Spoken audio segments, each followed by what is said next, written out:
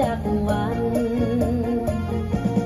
เมื่อหดยามเข้าในนาเขียวงามอุ้มตูมป่ามันต้นให้สาลีเขียวอุ่นทั่วโนนปูใครก็ยกว่าสาวบ้านเฮาจังแม่นเก่งแท้นาเฮ็ดนาก็ได้ไปลำเลียงก็เก่งสาวเสียงควางจิตใจปลอดใสดังน้ำยวนพวงไหลเย็นอยู่กองห่มแปะ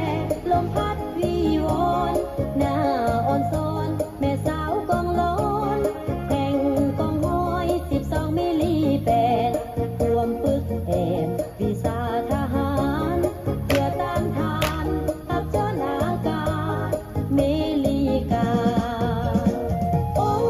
สาวเสียงพวงสาวบ้านเฮาสมชื่อเป็นหญิงหนุ่มลาวที่ลาอาถรรพ์สมเป็นลูกหลานของประชาช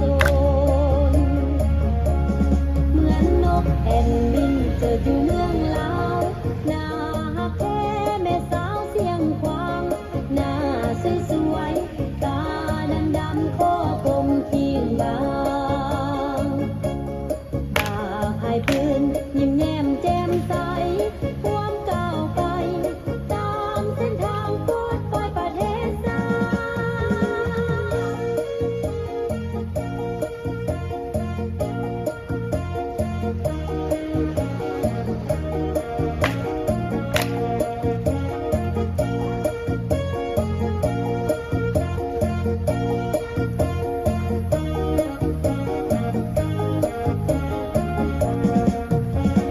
โอ้